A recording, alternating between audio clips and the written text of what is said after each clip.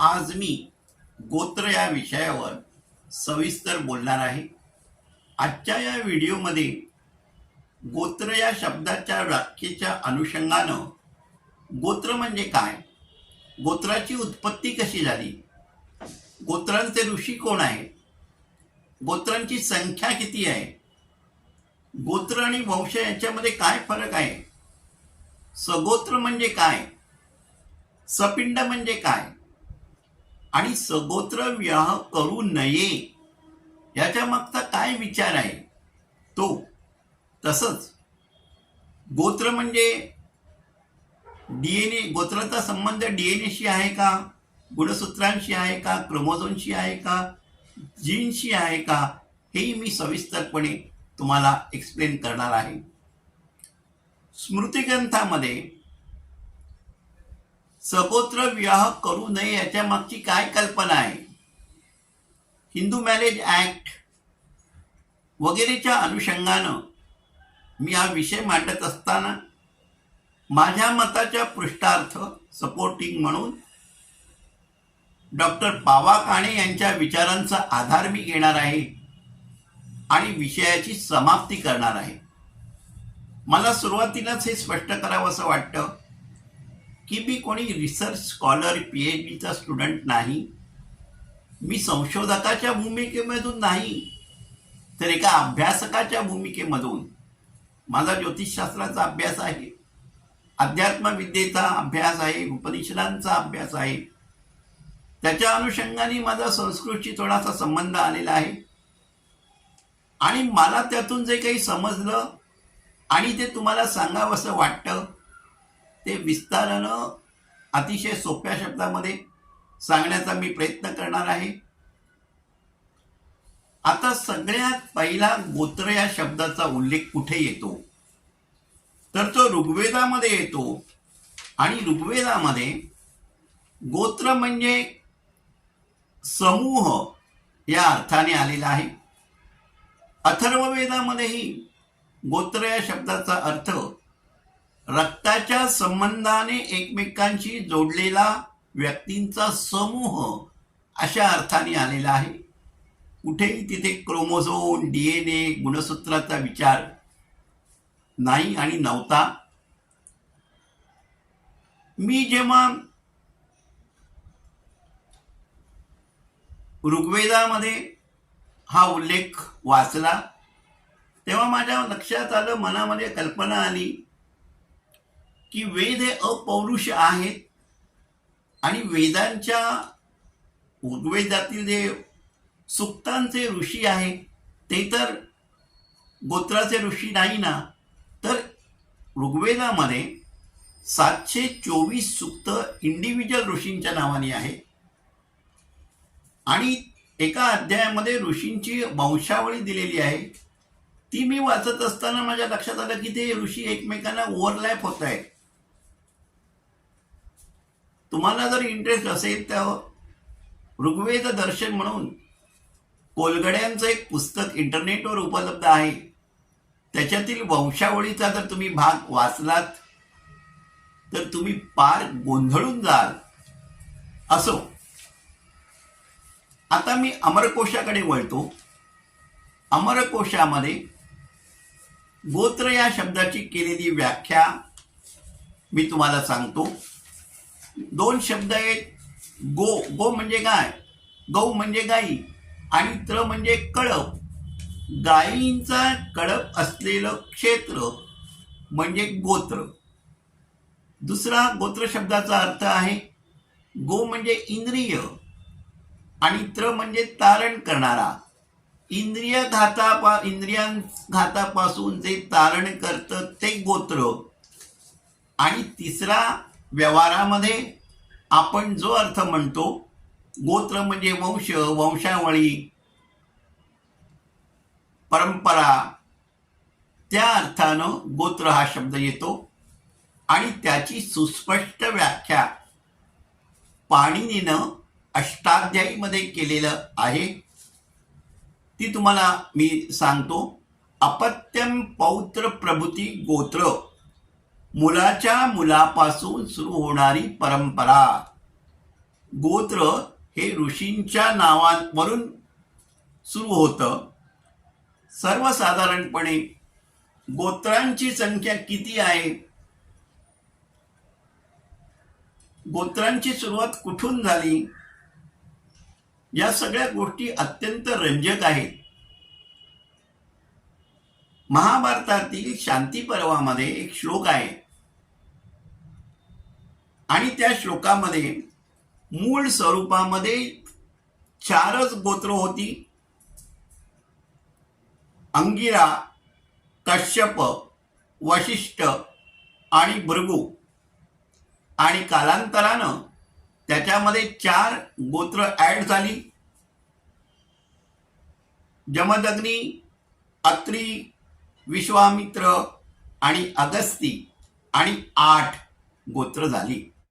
शतपथ ब्राह्मण ग्रंथामध्ये ब्रह्मदेवाचे 4 मानसपुत्र सांगितलेले आहेत: वशिष्ठ, कश्यप, विश्वामित्र आणि जमदग्नी, आणि यांच्यापासून गोत्र सुरू झाली असं म्हटलेलं आहे. धर्मसिंधू ग्रंथामध्ये गोत्र लक्षण सांगितलेली आहे. त्यामध्ये असं म्हटलेलं आहे: अथ तत्र गोत्र लक्षणम विश्वामित्रो जमदग्निर भारद्वाजो अथ गौतमः अत्रि वशिष्ठ कश्यप इत्येते सप्त ऋषया. आणि 8वे अगस्ती ऋषी, असे मिळून 8 गोत्रांचे ऋषी सांगितलेले आहेत.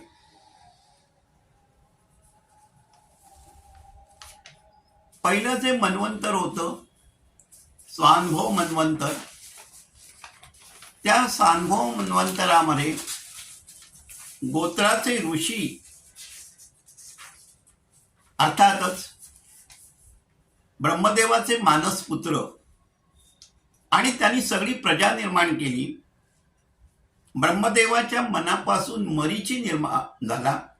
ब्रह्मदेवाच्या नेत्रापासून अत्रि ऋषी, मुखापासून अंगिरस, कानापासून पुलतस्य, नाभीपासून पुलह, हातापासून कृत आणि त्वचेपासून भृगु ऋषी निर्माण झाले. हे सप्तर्षी आहेत, त्यांनी सगळी प्रजा निर्माण केली. आपण ज्या मन्वंतरात राहतो ते 7वं मन्वंतर आहे, वैवस्वत्व मन्वंतर. गुरुजी पूजा करताना आपल्याला सांगतात, वैवस्वत्व मन्वंतरे कलियुगे कली प्रथमचरणे अष्टानविंशतितमे युगे भरतवर्षे भरतखंडे वगैरे. ते वैवस्वत्व मन्वंतर. आणि त्या वैवस्वत्व मन्वंतराचे सप्तर्षी कोण आहेत, तर अत्रि, कश्यप, गौतम, जमदग्नी, भारद्वाज, वशिष्ठ आणि विश्वामित्र. हे आपल्या मन्वंतराचे सप्तर्षी आहेत. त्यांच्यापासून ही सगळी प्रजा निर्माण झाली. प्रत्येक मन्वंतराचे सप्तर्षी वेगळे असतात. एकंदर 14 मन्वंतर, 7 सप्तर्षी म्हणजे तर 98 सप्तर्षी आपल्याला सापडतील, सगळे मन्वंतराचा हिशोब घेतला तर. आकाशामध्ये आपण जे सप्तर्षी पाहतो ते सप्तर्षी आणि या वैवस्वत्व मन्वंतरातले सप्तर्षींमध्ये नावांमध्ये खूप फरक आहे. आकाशामध्ये वशिष्ठ ताराच्या बाजूला अरुंधती तारा दिसतो. हे जे आकाशातले तारागणामधले सप्तर्षी आहेत ते सप्तर्षी या पहिल्या स्वानुभव मन्वंतरातल्या सप्तर्षींचीच नावं आहेत. गोंधळ व्हायला नको म्हणून मी जरा ते विस्तारानं तुम्हाला स्पष्ट करतो. अशा रीतीनं हे जी गोत्र आहेत त्या गोत्रांमध्ये काही श्रेष्ठ ऋषीही निर्माण झाले. त्यांना त्या गोत्राचे प्रवर असं म्हणतात. आणि त्यांच्यापासूनही गोत्र निर्माण झाली. आणि अशा रीतीने गोत्रांची संख्याही वाढत गेली. धर्मसिंधू ग्रंथामध्ये असं म्हटलेलं आहे की गोत्र आणि प्रवर मिळून गोत्रांची संख्या जवळजवळ 50 आहे. काही ठिकाणी आपल्याला 108 गोत्रांची संख्या दिसते. काही ठिकाणी त्याहूनही जास्त अशी गोत्रांची संख्या दिसते. मी जेव्हा वात्सायनाच्या कामसूत्राचा अभ्यास करत होतो त्यावेळेला माझ्या असं लक्षात आलं की वात्सायन हे गोत्र नाव आहे. तसंच कौटिल्य अर्थशास्त्रातील कौटिल्य हे सुद्धा गोत्रनामच आहे. अशा रीतीनं अनेक गोत्रनामं आपल्याला आज दिसून येतात. मी काही सगळ्यांची माहिती देत नाही. अत्री, कश्यप, विश्वामित्र, वशिष्ठ, जमदग्नी, भार्गव वगैरे वगैरे गोत्र आता मी सांगितली. 30 मेन गोत्र आहेत आणि इतरही गोत्रांची नावं त्याच्यामध्ये प्रवरांमुळे ऍड होत गेली. अत्री गोत्राशी म्हणे सगळ्यांशी जमतं. आणि कश्यप गोत्र, तुम्हाला जर तुमचं गोत्र माहिती नसेल ना तर इंटरनेट वगैरेवर जाऊन शोधण्याची आवश्यकता नाही. तुम्हाला कश्यप गोत्र दिलं जातं, तुमचं गोत्र कश्यप. म्हणून या कश्यप गोत्राची एक रंजक कथा मी तुम्हाला सांगतो, कहाणी मी तुम्हाला सांगतो. कश्यप हे ब्रह्मदेवाचे मानस पुत्र मरीची यांचे पुत्र होते. या कश्यपानी दक्ष प्रजापतीच्या 13 कन्येशी विवाह केला आणि त्यामुळे कश्यपांना अनेक संतती झाली. ती संतती देव, असुर, दानव, मानव, नाग वगैरे सगळीकडे पसरली. त्यामुळे कश्यपाची संतती सगळीकडे आहे. म्हणून तुम्हाला जर तुमचं गोत्र माहिती नसेल तर कश्यप गोत्र देतात. दुसरी एक कथा आहे की परशुरामानं 21 वेळा पृथ्वी जिंकली आणि सरते शेवटी ती पृथ्वी कश्यपाला दान केली. त्यामुळे ती पृथ्वी कश्यपाची झाली आणि त्यामुळे सगळ्यांची गोत्र कश्यप या कथेचा उल्लेख हेमाद्री चंद्रिका नावाच्या ग्रंथामध्ये आलेला आहे. आता मी तुम्हाला वंश आणि गोत्र याच्यातला सूक्ष्म फरक सांगण्यासाठी महाभारतातील उदाहरणं देणार आहे. महाभारतामध्ये राजा ययाती, त्याला देवयानीपासून 2 पुत्र झाले. एक होता यदू आणि दुसरा होता तुर्वसू. आणि या दोघांपासून वंश परंपरा सुरू झाली. यदूला 7 पुत्र झाले. कृष्णी, अंधक आणि महाभीत वगैरे नावं होती. त्या कृष्णीपासून यदुवंशाची सुरुवात झाली. राजा ययातीला शर्मिष्ठेपासून जो पुत्र झाला त्याचं नाव पुरुराजा आणि त्या पुरुराजापासून कुरुवंशाची सुरुवात झाली. श्रीकृष्णाचा यदुवंश आणि अर्जुनाचा कुरुवंश. हे जे गोत्र पंडित आहेत त्यांच्या एक लक्षात येत नाही. तुम्ही मागे गेलात तर यदुवंशाचा आणि कुरुवंशाचा संबंध ययातीच्या गोत्रापर्यंत पोचतो. आणि मग सुभद्रेचं गोत्र आणि अर्जुनाचं गोत्र एकच का, या प्रश्नावर आपण विचार करायला पाहिजे. हे मी तुम्हाला एवढ्याचसाठी सांगितलं की गोत्र वेगळी आणि वंश वेगळा. कल्पद्रुम संहितेमध्ये जो विचार सांगितला होता की ब्राह्मणांनाच फक्त गोत्र होती, क्षत्रियांना वैश्यांना गोत्र नव्हती, पौरोहित्य करणाऱ्या, यज्ञाचं ऋजित्व करणाऱ्या ब्राह्मणांचं, ऋषींचं गोत्र ते लावत. हे खरंच असं आहे का, मला प्रश्न पडला. मग मी थोडंसं संशोधन केलं, अभ्यास केला आणि मग माझ्या लक्षात आलं, महाभारतात मला काही उदाहरणं सापडली. हो, असंच आहे. राजा प्रभू रामचंद्र इक्ष्वाकू वंशाचे होते. आपण रघुवंश कुळातले रघु रामचंद्र म्हणतो.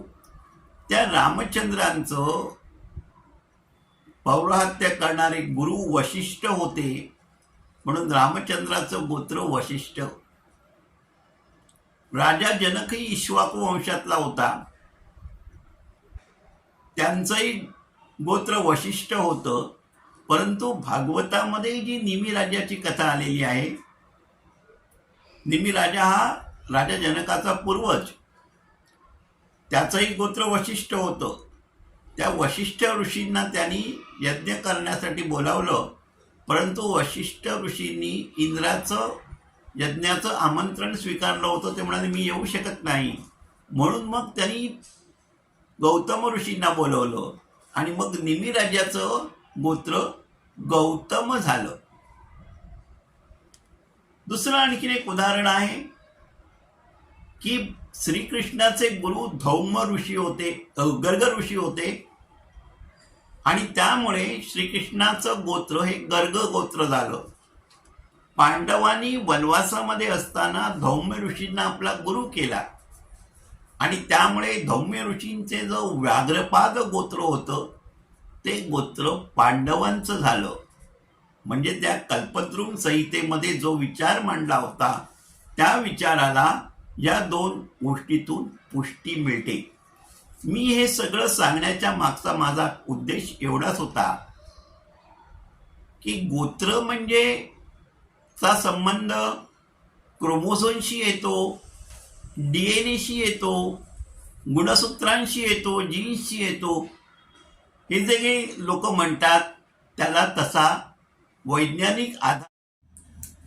मुलीचे वडील मला म्हणाले, सर तुमचं हे सगळं राहू द्या, तुम्ही आम्हाला शास्त्राप्रमाणे आम्ही काय करू शकतो, सगोत्र विवाह केला तर काय प्रायश्चित्त आहे ते सांगा, आम्ही करायला तयार आहोत. मी हसलो. त्यांची अगतिकता मी समजत होतो. मी त्यांना सांगितलं, धर्मसिंधू ग्रंथामध्ये अजाणतेपणानं सगोत्र विवाह झाला असेल तर काय करावं याचा निर्णय केलेला आहे. तर तुम्हाला मी सांगतो. एक, सगोत्र विवाह झाला असेल तर त्या स्त्रीचा त्याग करू नये, तिला घरातच स्थान द्यावे. 2, त्या स्त्रीशी घरामध्ये मातेप्रमाणे वर्तन करावं. 3, तिच्याशी संभोग करू नये. 4, तिला कुठल्याही धर्मकार्यामध्ये स्थान देऊ नये. आणि 5वी गोष्ट आहे, चंद्रायण प्रायश्चित्त करावं. चंद्रायण व्रत वेगळं आहे आणि चंद्रायण प्रायश्चित्त वेगळं आहे. तुम्ही मला विचारू नका चंद्रायण प्रायश्चित्त काय आहे, मला माहीत नाही. तुम्ही मला विचारलं शास्त्राने काय प्रायश्चित्त सांगितलं आहे, अजाणतेपणी केलेला सगोत्र विवाहाचं प्रायश्चित्त मी सांगितलं. तुमचा मुलगा, तुमची मुलगी, तुमचा होणारा जावई हे प्रायश्चित्त घ्यायला तयार आहे का, तुम्हीच विचार करा. ते ग्रस्त अस्वस्थ झाले. मी त्यांना एकच म्हटलं, कुठलंही शास्त्र हे माणसासाठी असतं, माणसं ही शास्त्रासाठी. आम्ही ज्योतिषी दाते पंचांग, ढवळे पंचांग, कालणे पंचांग वापरतो. हे पंचांग आम्ही पत्रिकाचं गुणमिलन करण्यासाठी, पत्रिका बनवण्यासाठी, चलितातील ग्रह पाहण्यासाठी किंवा येणारे ग्रह बदल समजावून घेण्यासाठी, मुहूर्त काढून देण्यासाठी पंचांग वापरतो. 10-15 वर्षापूर्वी दाते पंचांग आणि ढवळे पंचांगाने पंचांगामध्ये गोत्रांची यादी देणं बंद केलं आहे. पुण्याहून सूर्यसिद्धांतावर प्रसिद्ध होणारं देशपांडे पंचांग आहे, त्याच्यामध्ये गोत्रांची यादी दिलेली नाही. ढवळे पंचांग मला वाटतं 1-2 वर्षापूर्वी बंद झालेलं आहे. परंतु 10-15 वर्षापूर्वी या महाराष्ट्रातील पंचांगकर्त्यांनी, ढवळे पंचांग, दाते पंचांगांनी गोत्रांची लिस्ट देणं बंद केलं. त्याच्या मागे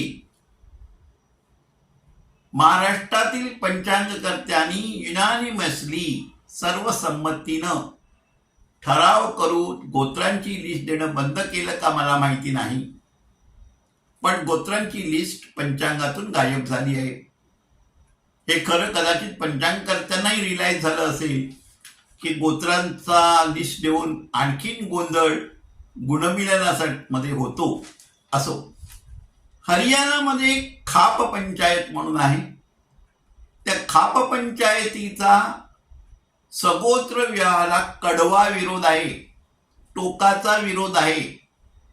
त्यांचं असं म्हणणं आहे की सगोत्र विवाह केला म्हणजे नात्यातल्या बहीण भावांचा विवाह, सगोत्र विवाह म्हणजे त्याच्यात डीएनएचा संबंध येतो, क्रोमोझोमचा संबंध येतो, गुणसूत्रांचा संबंध येतो. त्यानं त्यातलं किती माहिती असतं मला माहिती नाही. पण एखाद्याने सगोत्र विवाह केला तर हॉनर किलिंगच्या नावाखाली त्या मुलीची हत्या सुद्धा केली जाते. इतका त्यांचा पराकोटीचा कडवा विरोध आहे.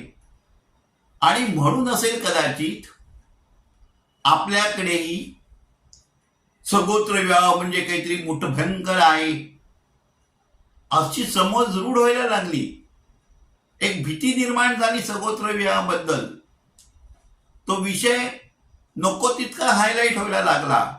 म्हणून मी सुद्धा या विषयावर सर्वसामान्य लोकांच्या मनातील शंकांचं संपूर्ण निरसन व्हायला पाहिजे, भीती गेली पाहिजे.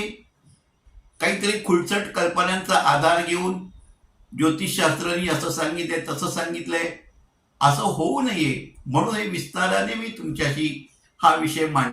काही महाभाग सगोत्र विवाह करू नये असं म्हणतात, ठीक आहे.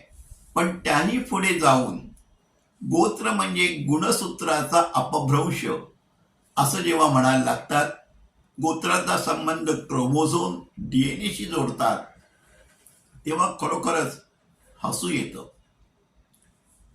मी गोत्राचा बराचसा तौलानिक अभ्यास केला, खोलात शिरून अभ्यास केला.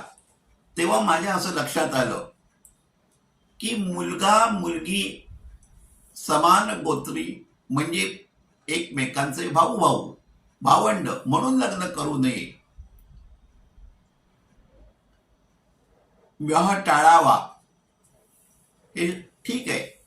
पण या प्रश्नाचं उत्तर जर आपण शोधायला लागलो तर आपल्या असं लक्षात येईल की सगोत्र विवाह करू नये याला ज्योतिषशास्त्राचा आधार नाहीये. मी हे विधान अत्यंत जबाबदारीने करतो आहे. एक काश्मीरी ब्राह्मण आहे, त्याचं गोत्र वशिष्ठ गोत्र आहे. आणि दुसरा एक मल्याळी नंबूद्री ब्राह्मण आहे, त्याचं गोत्रही वशिष्ठ गोत्र आहे. म्हणजे वशिष्ठ गोत्र असलेल्या काश्मीरी ब्राह्मणाची मुलगी आणि वशिष्ठ गोत्र असलेला नंबूद्री ब्राह्मणाचा मुलगा हे बहीण भाऊ कसे काय? काही विचार नीट करायला आपण लागलो तर आपल्याला याच्यामध्ये विसंगती दिसून येते. ॲनॉलॉजी अशी राहू नये म्हणून 1948च्या हिंदू मॅरेज ॲक्टमध्ये 1955 साली एक संशोधन केलं आणि त्याच्यामध्ये सगोत्र विवाहाला कायदेशीर मान्यता दिली. तुम्हाला कायदेशीर हवा आहे ना, तर मग हा तुम्हाला आधार आहे. बरं, उगाचच ती कायदेशीर मान्यता दिली का? नाही. मनुस्मृतीमध्ये 5व्या अध्यायामध्ये 60वा मंत्र आहे, त्याचा आधार आपल्याला इथे सापडतो.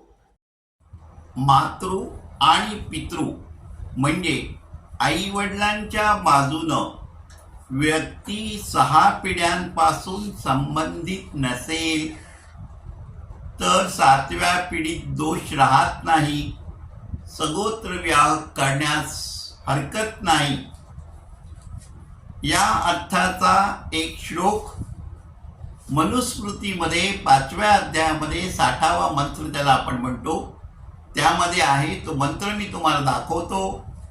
आणि वास्तोही सपिंडतातु पुरुषे सप्तमे विनिवर्तते. सपिंडतातु पुरुषे सप्तमे विनिवर्तते. समानोदक भावस्तु जन्मना मोरवेदने. म्हणून या श्लोकाच्या आधारानं हिंदू विवाह कायदा, हिंदू मॅरेज ॲक्ट 1955 मध्ये कलम 5(5) मध्ये बदल केलेला आहे आणि सपिंड विवाहाला हे कलम प्रतिबद्ध करते, परंतु सगोत्र विवाहाला वर्ज्य मानत नाही. निषिद्ध नातेसंबंधाचा अंश या सपिंडामध्ये येतो. मी सुरुवातीला सांगितलं होतं की सपिंड आणि सगोत्र म्हणजे काय, मी तुम्हाला स्पष्ट करून सांगणार आहे. आता इथे मी ते तुम्हाला स्पष्ट करून सांगतो म्हणजे तुम्हाला नीट कल्पना येईल. सपिंड वेगळा आहे आणि सगोत्र वेगळा आहे. सगोत्राचा संबंध एका वंशावळीमध्ये उपासना पद्धती समान असलेल्या लोकांचा समूह असं आपण थोडक्यात म्हणू शकतो. आणि सपिंड वैदिक वाङ्मयामध्ये श्राद्ध कर्म, पिंडदान किंवा वारसा संपत्तीच्या संदर्भामध्ये सपिंड हा शब्द येतो. हल्ली श्राद्ध कोणी करत नाही आपल्याकडे तरी, परंतु श्राद्धामध्ये गुरुजी सांगतात वडील हयात नसतील तर 3 पिंड ठेवतात. हा वडिलांचा पिंड, हा वडिलांच्या वडिलांचा पिंड, हा त्यांच्या वडिलांचा पिंड. आई हयात नसेल तर हा आईचा पिंड, आईच्या आईचा पिंड, हा तिच्या आईचा पिंड. अशा रीतीने 6 झाले. वडील, आजोबा पणजोबा, आजी आई, आजी पणजी. दिस ऑल कम्स अंडर सपिंड. म्हणून मी तुम्हाला हे विस्ताराने क्लॅरिफाय केलं. मी आता एका विद्वान माणसाचे विचार तुम्हाला सांगणार आहे. महामोपाध्याय डॉक्टर पावा काणे, पांडुरंग वामन काणे हे संस्कृतचे विद्वान होते. धर्मशास्त्राचा त्यांचा अभ्यास होता. भारतीय नीतिशास्त्र आणि रूढी परंपरा याचे ते गाढे अभ्यासक होते. डॉक्टर काण्यांनी धर्मशास्त्र का इतिहास म्हणून 6500 पानाचा ग्रंथ लिहिला. त्याचं इंग्रजीमध्ये भाषांतरही झालेलं आहे. डॉक्टर काण्यांना 1963 साली भारतरत्न हा पुरस्कार देण्यात आला. ते 2 टर्म राज्यसभेचे राष्ट्रपती नियुक्त सदस्य होते. त्यांचा धर्मशास्त्र का इतिहास हा ग्रंथ मी वाचलेला नाही, परंतु महाराष्ट्र राज्य सांस्कृतिक मंडळाने प्रसिद्ध केलेला धर्मशास्त्र चा इतिहास संक्षिप्त रूपानं जो यशवंत आबाजी भट यांनी संपादित केलेला ग्रंथ, ज्याला तर्कतीर्थ लक्ष्मणशास्त्री जोशांची प्रस्तावना आहे, त्यातील गोत्राचा भाग तेवढा मी अभ्यासला. आणि त्या अभ्यासादरम्यान मला जे कळलं की पावा काणे असं म्हणतात ते मी तुम्हाला सांगतो की समाज जेव्हा लहान होता, दळणवळणाची साधनं नव्हती, लोकसंख्याही खूप कमी होती, तेव्हा आपापसात विवाह होऊ नये म्हणून सगोत्र विवाह करू नये हा एक पाळण्याचा संकेत होता. पण आजच्या मितीला वेदांताप्रमाणे यज्ञ याग श्रौत कर्म केली जात नाही. ग्रहपत्य अग्नी वगैरे लोकांकडे नाही. वैदिक परंपरा ही जवळजवळ नाहीशी झालेली आहे. अशा वेळेला परंपरेतील एखाद्या भग्न अवशेषाला कवटाळून बसण्यात, गोत्रांना कवटाळून बसण्यात काही अर्थ नाही असं त्यांनी स्पष्टपणे म्हटलेलं आहे. हां, तुमचा जर विश्वास असेल, श्रद्धा असेल तर तुम्ही सगोत्र विवाह करू नका, पण जर कोणी तसा केला तर ते पाप आहे, चुकीचं आहे, अपराध आहे असं मानण्याचं काही कारण नाही. काणे पुढे जाऊन असं म्हणतात की हजारो वर्षामध्ये इतकी सरमिसळ झालेली आहे, वर्णसंकर झालेला आहे की आजच्या मितीला आपण जरी वादासाठी मान्य केलं की गोत्रांचा संबंध क्रोमोझोमशी गुणसूत्रांशी आहे, तरी गुणसूत्रांचं शुद्धता आज तरी गोत्राची शुद्धता आज राहिलेली नाही. त्यामुळे गोत्र या संकल्पनेला कवटाळून बसण्यात काही अर्थ नाही, हे त्यांचं मत मी तुम्हाला सांगितलं. आता वर्णसंकराचा विषय निघालाच आहे म्हणून थोडंसं विस्तारानं सांगतो. मी सुरुवातीला तुम्हाला सांगितलं होतं की 8 प्रकारचे विवाह आहेत: ब्रह्मविवाह, आर्षविवाह, प्रजापत्य विवाह. आज मी तुम्हाला 2 वेगळ्या प्रकारचे विवाह सांगणार आहे: अनुलोम विवाह आणि प्रतिलोम विवाह. अनुलोम विवाह म्हणजे वरच्या वर्णाच्या पुरुषांनी खालच्या वर्णाच्या स्त्रीशी केलेला विवाह. उदाहरणार्थ, ब्राह्मण पुरुषानं क्षत्रिय, वैश्य, शूद्र स्त्रीशी केलेला विवाह किंवा क्षत्रिय पुरुषानं वैश्य, शूद्र स्त्रीशी केलेला विवाह याला अनुलोम विवाह असं म्हणतात. आणि त्याच्या विरुद्ध ब्राह्मण स्त्रीनं क्षत्रिय, वैश्य, शूद्र पुरुषाशी केलेला विवाह किंवा क्षत्रिय स्त्रीनं वैश्य, शूद्र पुरुषाशी केलेला विवाह याला प्रतिलोम विवाह असं म्हणतात. अनुलोम विवाहाला स्वीकृती होती, तशी प्रतिलोम विवाहाला स्वीकृती नव्हती. एक लक्षात घ्या की 4 प्रकारचे अनुलोम विवाह, 4 प्रकारचे प्रतिलोम विवाह, 4 प्रकारचे वर्णांतर्गत विवाह, असं करताना 60 प्रकारचे विवाह होतात. पुढे एका अनुलोम जातीच्या विवाह दुसऱ्या अनुलोम जातीच्या स्त्रीशी, अनुलोम प्रतिलोम विवाह, प्रतिलोम प्रतिलोम विवाह असं करत 60 120 जाती निर्माण झाल्या. आणि मग पुढे यांची जी अनुलोम विवाहातून निर्माण झालेली संतती, प्रतिलोम विवाहातून निर्माण झालेली संतती आणि पुन्हा त्यांचे विवाह, याच्यातून असंख्य जाती निर्माण झाल्या. म्हणून मध्ययुगामध्ये धर्मशास्त्राचा अभ्यास करणाऱ्यांनी या जातींचा अभ्यासाचं करणं हा विषय बाजूला ठेवला. इतकी त्याच्यामध्ये अनेक प्रकारच्या जाती निर्माण झाल्या आणि मुळातलं जे गोत्राची एक शुद्धता होती ती आजच्या मितीला नाही, असं पावाकाण्यानं सांगायचं होतं. ते मी तुम्हाला थोडंसं विस्तारानं सांगितलं. आता मी तुम्हाला गोत्र कशी बदलतात आणि गोत्रांचा संबंध हा डीएनएशी नाही, क्रोमोझोमशी नाही, गुणसूत्राशी नाही, याबद्दल शास्त्राच्या आधारे, धर्मग्रंथाच्या आधारे, धर्मसूत्राच्या आधारे पटवून देण्याचा प्रयत्न करणार आहे. बघा, आपल्याकडे अनेक प्रकारची धर्मसूत्र आहेत. आपस्तंभ धर्मसूत्र, अश्वालय धर्मसूत्र, धर्मसिंधू ग्रंथ वगैरे आहेत. त्या अश्वालय सूत्रामध्ये असं म्हटलेलं आहे की कन्येचा विवाह झाल्यानंतर 1 वर्षांनी तिचं गोत्र बदलतं, तिला पतीचं गोत्र मिळतं. दुसरं एक सूत्र आहे, त्या सूत्रामध्ये असं म्हटलेलं आहे की विवाहानंतर 4थ्या दिवशी पत्नीला पतीचं गोत्र मिळतं.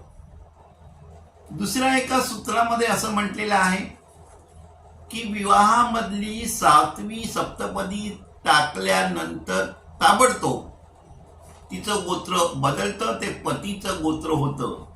इतका गोत्र बदल चटकन होतो. दुसरी गोष्ट, धर्मसूत्रामध्ये असं सांगितलेलं आहे, धर्मसिंधू ग्रंथामध्ये असं सांगितलेलं आहे की विवाहापूर्वी जर कन्येला संतती झाली असेल तर तिचं गोत्र बदलत नाही, पित्याचं गोत्र कायम राहतं. नंतर जरी तिचा विवाह झाला तरी पित्याचंच गोत्र तिचं कायम राहतं.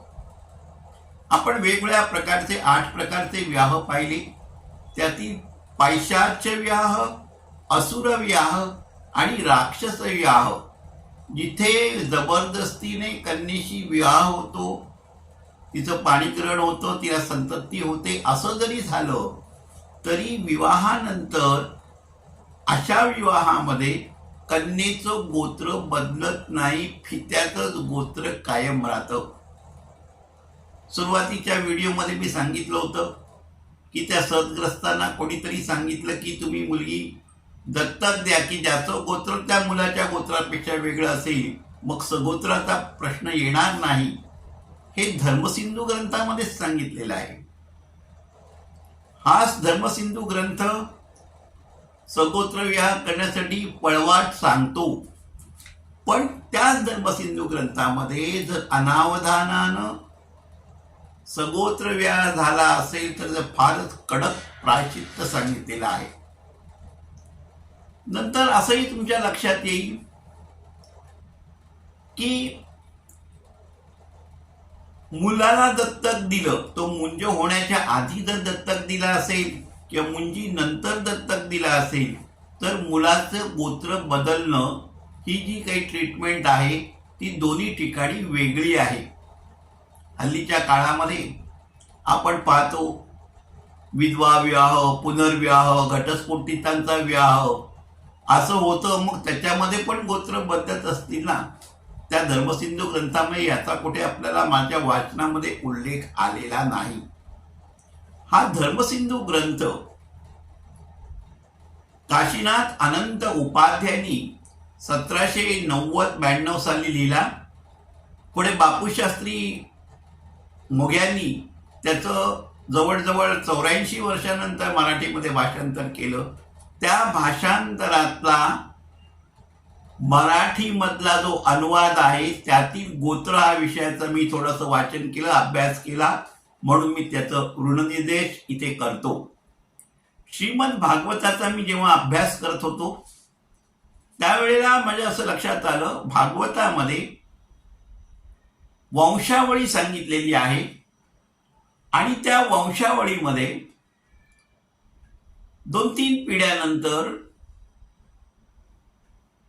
त्यांनी आपल्या नावाने गोत्र सुरू केली असा उल्लेख श्रीमद भागवतामध्ये आपल्याला वाचायला मिळतो. म्हणजे गोत्र बदलतात.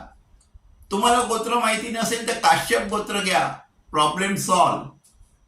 ह्या सगळ्या गोष्टीतून एकाच गोष्टीकडे निर्देश केला जातो की गोत्रचा संबंध हा डीएनएशी नाहीये, क्रोमोझोमशी नाहीये, गुणसूत्रांशी नाहीये. असलाच तर तो उपासना पद्धतीशी आहे आणि ऋग्वेदामध्ये तो समूह म्हणून आहे असं मी तुम्हाला आधीच सांगितलं होतं. तर ही थोडीशी रंजक माहिती मला एवढ्यासाठी द्यायची आहे की ह्या माहितीच्या आधार तुम्ही स्वतःचा वेगळा आणि स्वच्छ विचार करू शकाल आणि या गोत्राच्या संकल्पना तुम्हाला उलगडत जातील. माझी पत्नी मला म्हणाली, तुम्ही एवढं सांगता आहात त्याचा काही उपयोग होणार आहे का, काही उपयोग होईल का? मी तिला म्हटलं, माझ्याकडे मार्गदर्शनासाठी येणाऱ्या लोकांकडून मी कुठलंही मूल्य घेत नाही, पण त्यांना सकस आणि शुद्ध मार्गदर्शन करण्यासाठी मी कटिबद्ध आहे. मी हे जे 3 व्हिडिओ गोत्र या विषयावर केले ते लाईक करा, मित्रांना पाठवा किंवा सबस्क्राईब करा असं मी काहीही सांगणार नाहीये. हे व्हिडिओ ऐकून त्याच्यापासून योग्य तो बोध लोकांनी घ्यावा अशी माझी इच्छा आहे. आणि मला एकच सांगायचं आहे की गोत्र ही जी संकल्पना आहे ती फलज्योतिष शास्त्राच्या सिलेबसच्या बाहेर आहे. ती ज्योतिषशास्त्राच्या करिक्युलमच्या बाहेर आहे, अभ्यासक्रमाच्या बाहेर आहे. हे मला सांगायचं आहे. आणि गोत्राचा संबंध हा डीएनएशी नाही, गुणसूत्रांशी नाही, क्रोमोझोमशी नाही. हे मी तुम्हाला शास्त्राच्या आधारावरून पटवून देण्याचा प्रयत्न केला. तुम्हाला जे योग्य वाटतं त्याप्रमाणे तुम्ही वागू शकता. कुठलंही कोणावर फोर्स नाहीये, बंधन नाहीये. एवढं सांगून मी तुमच्या हृदयस्थ परमात्म्याला वंदन करून रजा घेतो आणि गोत्र हा विषय इथे संपवतो.